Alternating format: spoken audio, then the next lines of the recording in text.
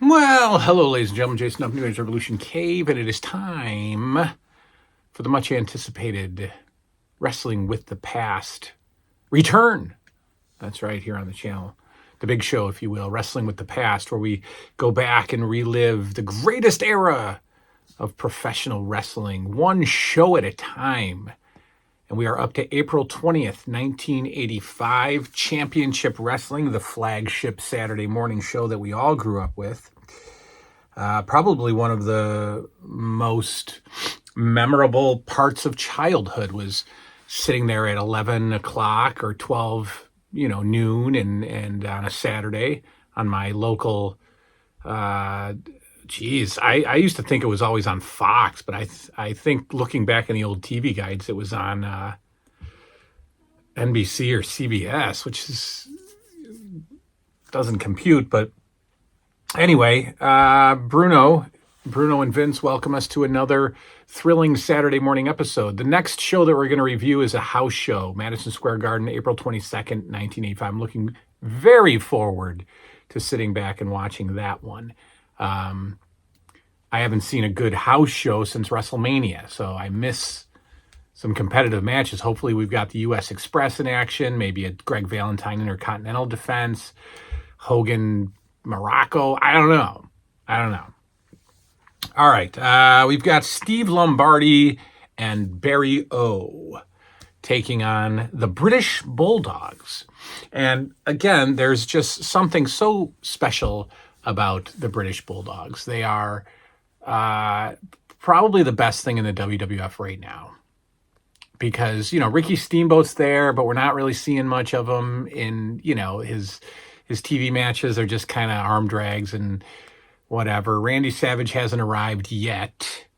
The British Bulldogs are the hottest thing in the WWF right now and the most entertaining. I expect them at this upcoming April 22nd MSG show. I suspect that they'll take on maybe like Rene Goulet and Moondog's spot or something. We're still not going to get a Bulldogs, competitive match. That house show match, if I'm just assuming, I'm guessing, hoping maybe. I even think their house show matches against good enhancement talent would be fantastic. It would be great. Bruno's absolutely in love with the Bulldogs. He loves everything they do. He and Vince just are nuts about every move they do. They're overly impressed by everything. And according to Bruno, he's never seen any of these moves before in his entire life. Ever.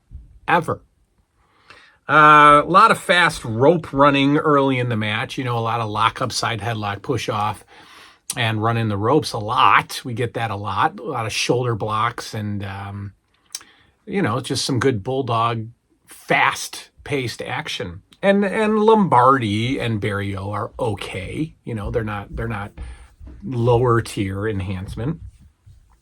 A little bit of offense as Barry O gets actually a power slam on Dynamite Kid and a 1 count or a 2 count, I think. It was neat to see Barry O get a power slam on Dynamite Kid. The Bulldogs matches are always so crisp, smooth. The enhancement workers have to sell so crisply for them. When Dynamite hits those powerful clotheslines, the very fast snap suplex, you gotta know what you're doing with those guys. The end comes, so far, the Bulldogs have been doing all kinds of interesting finishers. This one is no different. Steve Lombardi is the victim of the pinfall. Davey Boy Smith press slams Dynamite Kid, launches him onto Lombardi. Dynamite probably hits some kind of the headbutt, the flying headbutt or whatever. And both Vince and Bruno completely lose their minds over this move. It's just so impressive to them. And it is. We've got Lord Alfred Hayes in the WWF Update Center as he updates us on King Kong Bundy. Just a little update on Bundy. Brutus Beefcake is up next. He's taking on a fellow by the name of Ron D. Ron D, spelled D-E-E. Ron D. 2-syllable name. Ron D. Vince has been calling Brutus Beefcake the Beefer for a while now, and for some reason I just giggle every time he says beefer, because it reminds me of when I was about 11, and we would call flatulence beefs. You know, you beefed. So I think that was actually a Howie and I thing. If you made a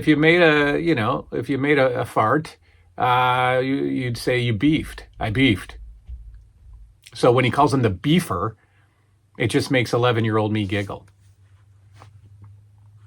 Quick offense from Beefcake, including a very early power slam of his own, which was actually the first move of the match. They lock up, he scoops him up, and he power slams him.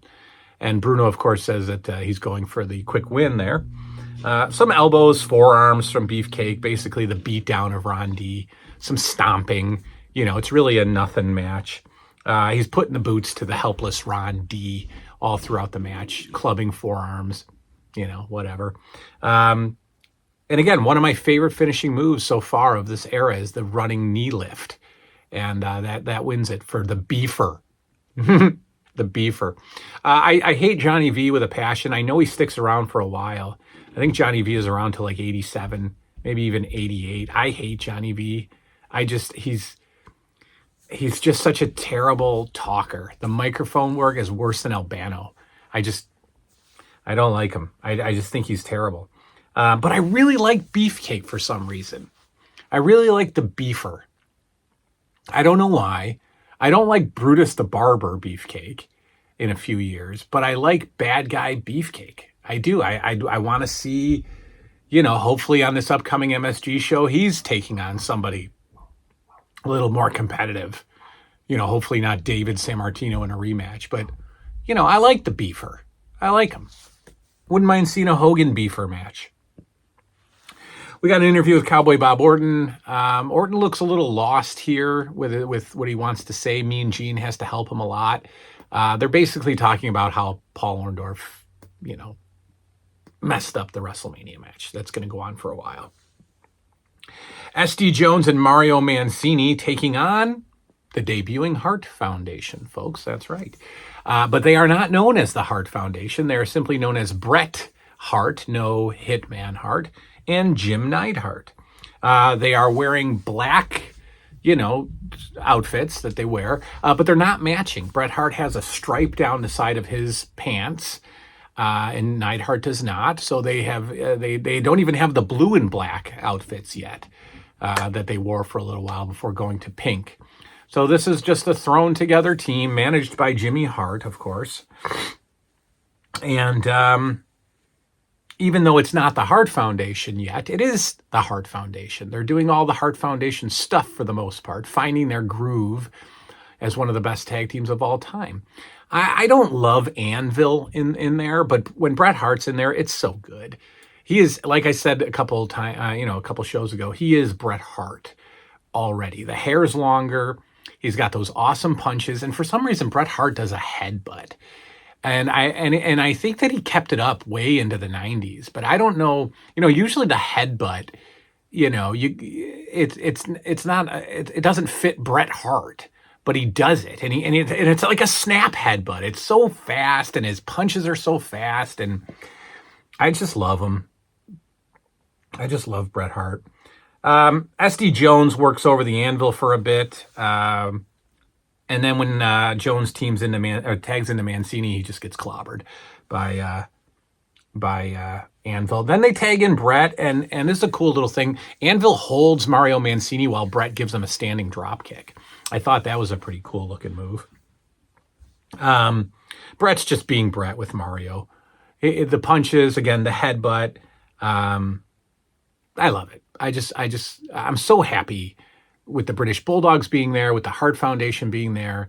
You know, we've got some good matches coming up. I'm happy for this era. We see a little kid, well, maybe a 12, 13-year-old kid giving the bird to Jimmy Hart. They show that right on camera, and I just thought I would have never done that as a kid. I would have never ever done that Not that I like, read the wrestlers. I just wouldn't have the nerve to do it to the wrestler A and to do it in front of my parents B. I would have never done that. Maybe we were degrading back in '85 even. Who knows? We don't have the Heart Foundation yet, but we have the Heart Attack. Certainly not called the Heart Attack. No, indeed. It's just a tremendous maneuver, according to Vince, and something I've never seen before, according to Bruno. But the Heart Attack, the anvil holds up the opponent. Bret Hart sprints to the rope, like this power sprint, and then comes off with the clothesline. And that's their move forever. And we get to see it here today. Interview with the intolerable Johnny V and the Beefer, talking about the returning Hillbilly Jim. Then we have Sal G, possibly a cousin of Ron D, who we saw earlier. Sal G takes on Don Morocco. Morocco complete with his Elliot from E.T. Red hoodie.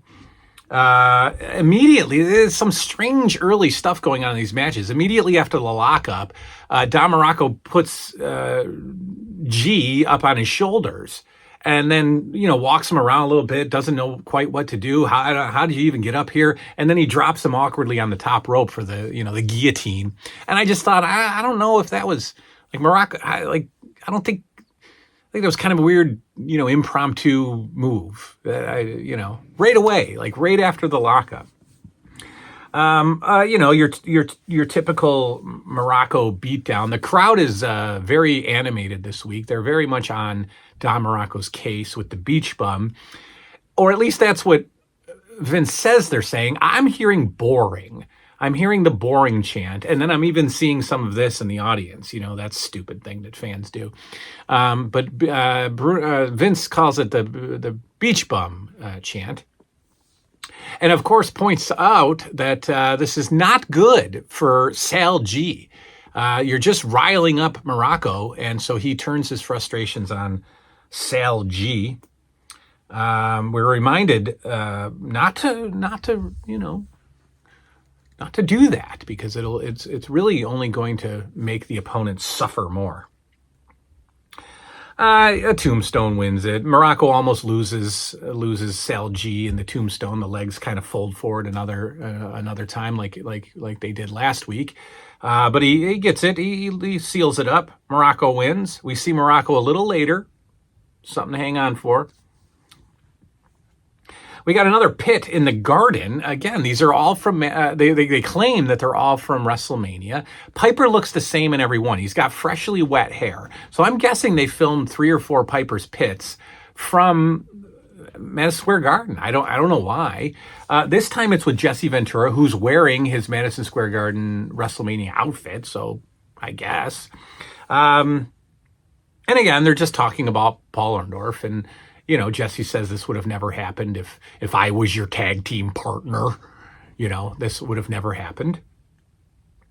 Okay.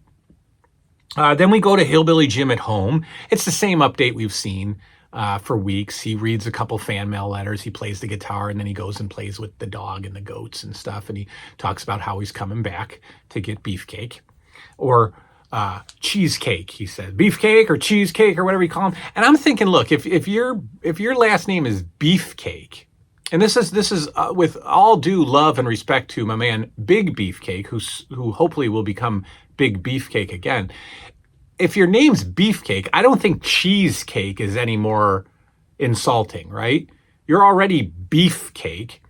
So if you're Beefcake and somebody calls you Cheesecake, are you supposed to be more insulted by Cheesecake when you're already Beefcake? You know what I mean? Fruitcake, I can understand, because, you got to be gay, right? You got to make fun of that in 1985.